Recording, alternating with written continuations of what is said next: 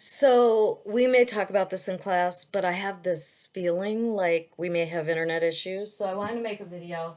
So I have had a lot of people ask me, what do you mean you want a map for chapter three? Well, honestly, I just wanted you to make sure you read it carefully and took notes. So I'm going to talk about some of the areas in chapter three in nurturing creativity because a lot of times we think about the doing, the creating, etc., but the teacher, one of the most important jobs of the teacher is to create that environment, to create the physical environment, the emotional environment.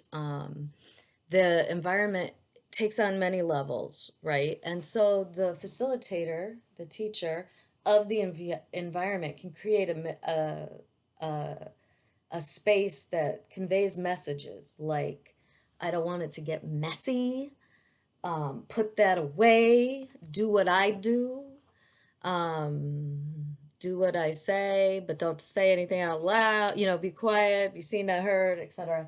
If I'm always creating opportunities for children to copy what I like, something that I are put in front of them, then I'm making this idea, conveying this message that they're supposed, that that's art, that that's somehow, and if you don't do it right, you did it wrong. And it doesn't allow children to explore materials in a way that encourages creativity. So I really like the quote at the beginning of the chapter. Our goal is to create places of freedom and delight where the mysteries and delights of childhood can be fully expressed or can be given full expression. And in a place where we're only supposed to do product oriented things, where it's in a 10-minute, 15-minute schedule, and then it's one and done, that conveys a lot. Like rush, get on to the next thing. There's no time to dive deep, to experience, to immerse oneself in.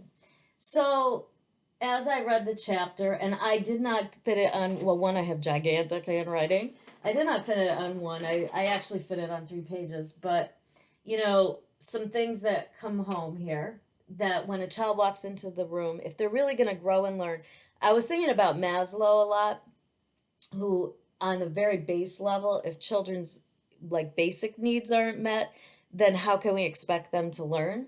And I think that if we want children to be creative, then we have to have a space that children just at bare minimum feel safe, welcome, and cared for. It should be home like, it should be inviting. You don't want it to be stark. It shouldn't have to be so clean that, they're afraid to create messes and explore and dive in. And in other classes, we may have talked briefly about Reggio Emilia, but all these investigation things that we talk about, the projects that we talk about, that children's ideas and curiosities should inspire, those really go back to Reggio Emilia and her philosophy of a classroom being a space that is child centered, child inspired, that leads the learning, right? So, in a space that is going to be one that nurtures creativity, we're going to feature the children. Those are why we're here. The children are why we're there. They are the class. And so we should have photos of the children. And Reggio Emilia talks a lot about documentation of children's work, which all the children's work is play, right? So documenting their play, that's important to post it and share it in the classroom, display it in the classroom, because that will also create opportunities for language and opportunities for families to communicate about what's going on with their children, with the teachers, and create that community of people that are all understanding like the curiosities and the inspirations of the children.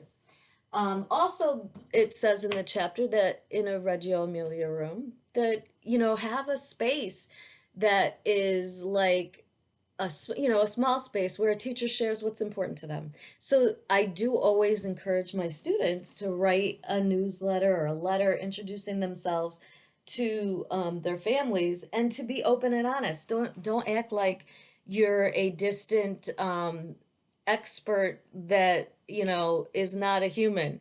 become a human. You have to have good boundaries, but I can still share with you all that I'm in recovery. You don't have to do that. Yeah, you can wait till you feel like you need to if you want to share something like that, that's your business, right? I can share that I have 4 kids, that I have 3 dogs, that I live in a barn, and I love my house and I love my yard. I like to take care of my yard while my dogs are running around. I can also share that I'm in recovery and that it's really important to me for my health of my family, of me, my family, and everyone around me. Um, and that's some places you would decide maybe I won't share that, but I have 10 years sobriety, so it's not like I don't live in great fear that I'm going to go out and you're going to, like, people are going to use it against me. And if I do, I'm going to have to own that. That's my feeling. But that's not something I expect other people necessarily to do. But sharing your family, sharing things that, what are my favorite things? I love that they talk about sharing favorite books. So maybe in an early childhood classroom, maybe I'm not sharing about my recovery, right? Maybe I'm just sharing about my kids and my pets and my favorite books. I might choose some of my favorite books will probably be like when I was a kid or younger books that I think they'll be like, ooh, I want to, whatever. I'm not going to put up like, my murder mysteries or whatever, but I think sharing some of my favorite children's stories or my kids, some of those things, like those things are great things to share. If it's around holidays or traditions that we're talking about, I could share things that my family did. And then you can also have a space where families can share similar stuff. But be a person, a human being that shares a part of themselves with the families there so that I think it evens the playing field and it can create well, one, it helps to create a community, right? And if you're open, I'm not talking about the like whatever chaos or whatever. I'm talking about if you're open about your life and your experiences and what you've learned, then other people might be open about when they might want to ask you for resources or share something that maybe you can help connect them to something based on your own experience or your own networking. So I like that aspect of it. And then it really dives into some of the things seem to repeat a little bit, which is fine because we all know we need to read things like 6 times, 7, 8, 9, 10 times to remember. But it talks a lot about a vision, and to me, um, I think that's an interesting part of this book. I often talked with future teachers about formulating their philosophy, and I think I'm starting to feel that our philosophy should also include not only an anti-bias education, kind of like what's your philosophy around anti-bias, but also what's your vision for your classroom? Because I think a vision for your classroom conveys a lot about like who you want to be as a teacher to your children and to the families that of your children, right? And so they talk about really great questions that you will end up having to think more about as the semester goes on. And I just listed the questions that are in the book. Um, how do you want children to see the space? What kind of play and thinking do you want to happen? What feelings should be stimulated? What are the choices children will have while they're there? How will you allow for small group gatherings or individual work? Or is there quiet plays? How is it going to reflect everyone in the room, including families? Um, what are some unique features you may want to have? Maybe you like something Vivian Paley did, but you want to put your own little mark on it. That's cool.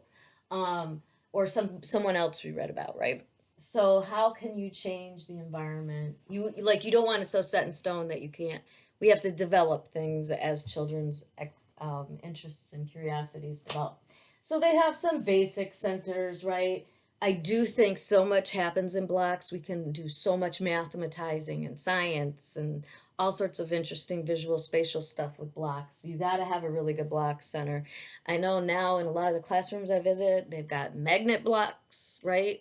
There's all sorts of cool things that really go into geometry and figuring out how to place things and balance them and things that are great for kids to explore. But they also talk about, I like this too. So Reggio Emilia calls her art center the Atelier center of creative activity, right? And so, an art center, a lot of us, I think when we think of an art center, we're like, yeah, paint, color, crayons, markers, yada, yada, yada. I think the studio aspect and the atelier, which I might get tired of saying, so maybe a studio's better, gives this feeling like I do like this idea that I would want a space where children could be working on something and they could put it away and come back to it.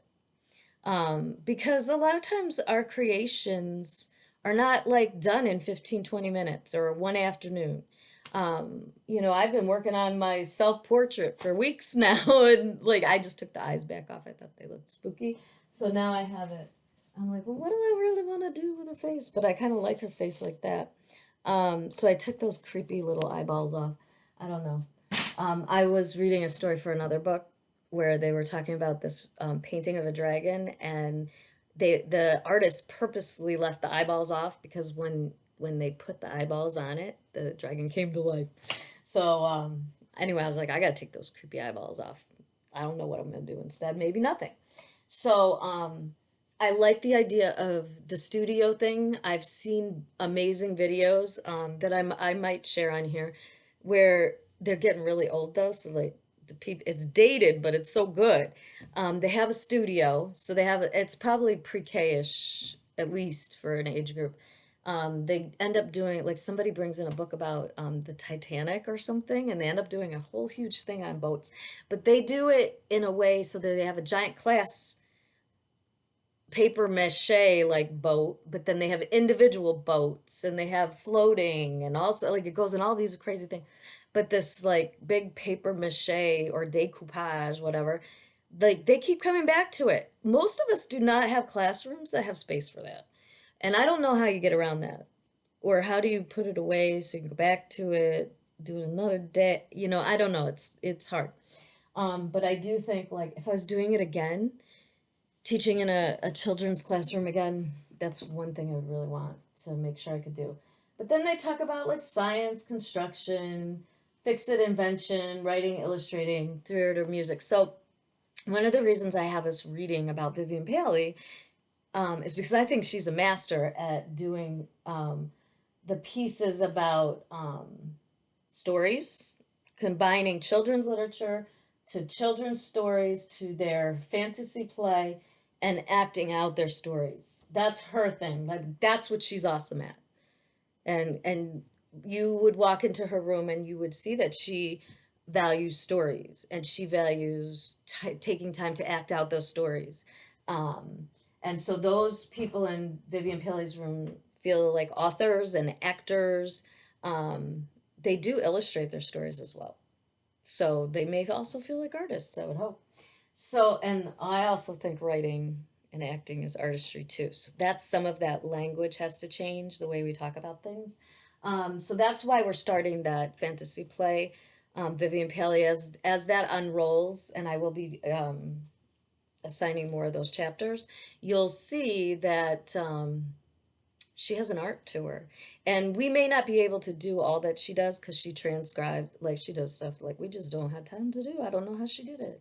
Um, but maybe you do it a couple times, or maybe you listen more and are present more when they're in the pretend areas playing and listen to the stories that they're acting out and things. Because it's amazing what Vivian Paley learns about children when she took the time to do that in her own classes. So I know I'd want to have like a writing, illustrating story place, but I don't know why that can't be. That would also be my atelier, like just have a story section, and then this is our illustrations. This is where your maker moment, right? These are all the same thing with like different ideas. So I also took down, and this is all like basically from the chapter and different ways it was written. One thing it talks a lot about is the Invention Center, which is very much kind of what I've been talking about when I talk about the maker moment. This is a book that I have, Story Making, where the maker moment approach to literacy for early learners. That's really very much what Vivian Paley talks about. It's very much connected to Reggio Emilia, all of those things. They just have slightly different names. So, an invention center would be a maker moment, like a maker's story center or whatever. They just call it the maker moment approach. So you could put out, like last week, I think I showed you a maker moment. This is our maker board. This is what our opportunities, our options are this week for when we're in the making mode. Um, but this invention center has a lot of, and this would be Montessori's dream, right? Real human tools, adult tools that, in some classes I may have a hard time putting those out all the time, or I may want to make sure I can have those out when I'm supervising. I do think some of these areas, they talk about it as if it's accessible all the time. And there is an element to this creative work that means it has to be accessible when the children are interested in being immersed. And I do struggle with how that would work given the reality of the classrooms I observe in. Um, and so we'll have to think about like ideas around that. But they also have wood scraps, cardboard tubes, electrical wire, pipe cleaners. We've talked about, oh, what is that thing called? You know, when you're collecting all the different items and you keep them so that the kids can reuse them, and that idea of reusing and creating someone's trash is someone else's treasure, right? This specific invention center, this talked about having a bookshelf of inventors. So obviously, maybe this is the thing that changed. Is maybe it's an invention center.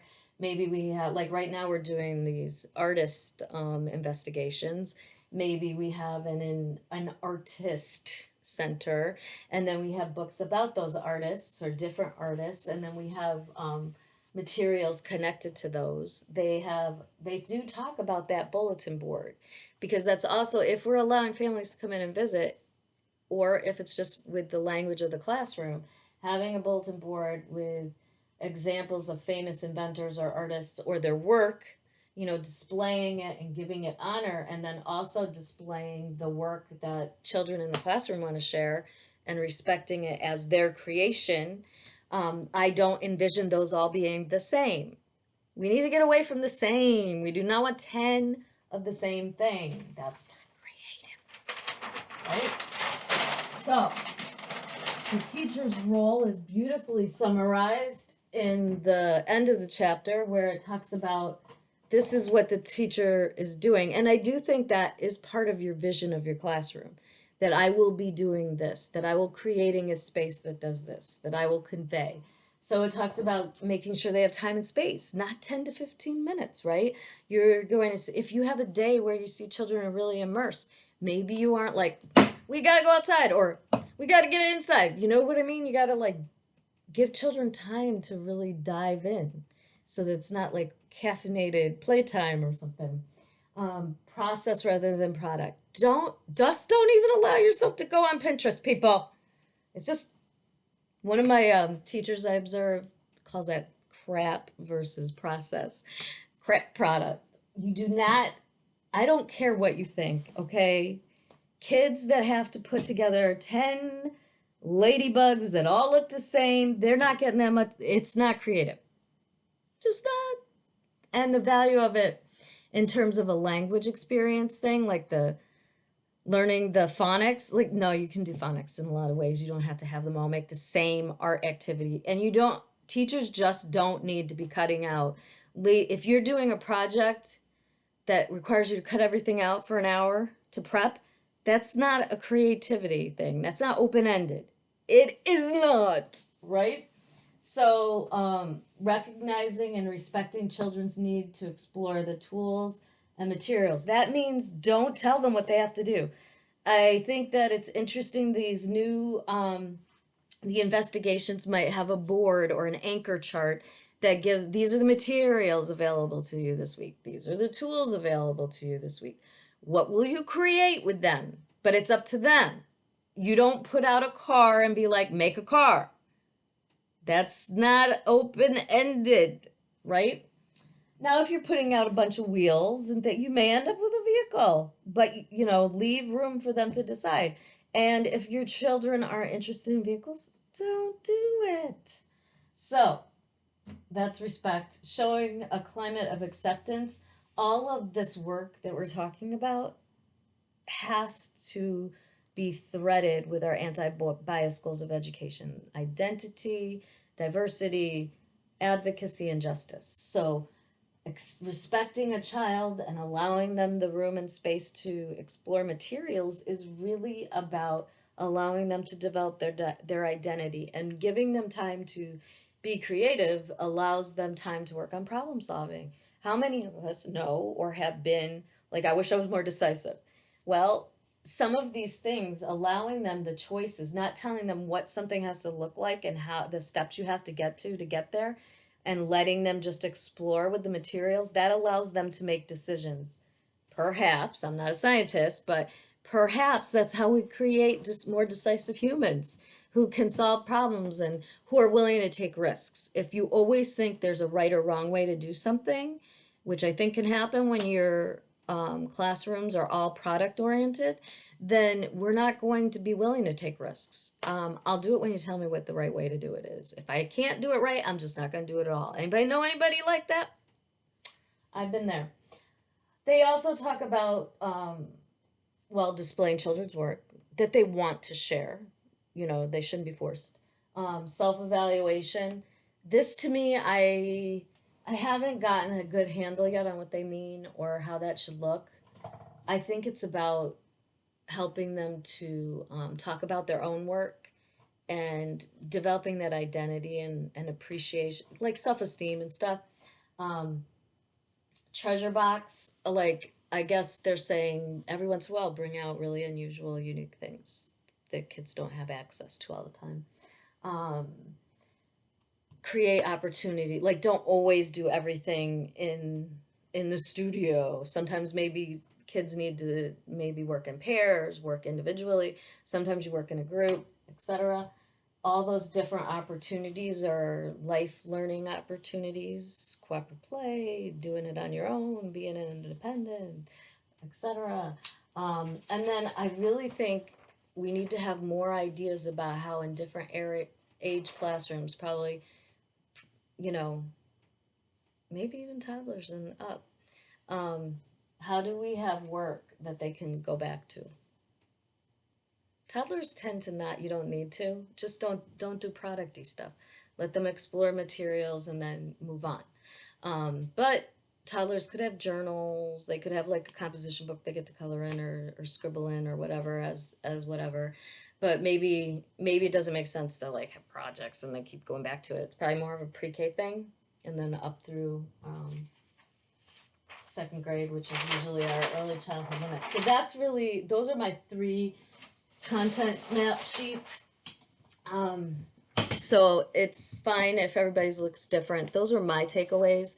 Ultimately, at the end of the classroom, at the end of the class, I should say, the semester, usually I have each student write what their vision would be for their own early childhood classroom, and choose an age-ish to range to focus on, and then describe that. What kind of centers do you want, what kind of materials, what do you want to be able to do, etc. The questions they list there.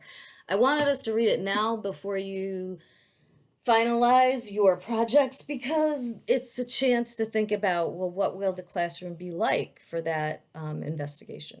Okay. All right.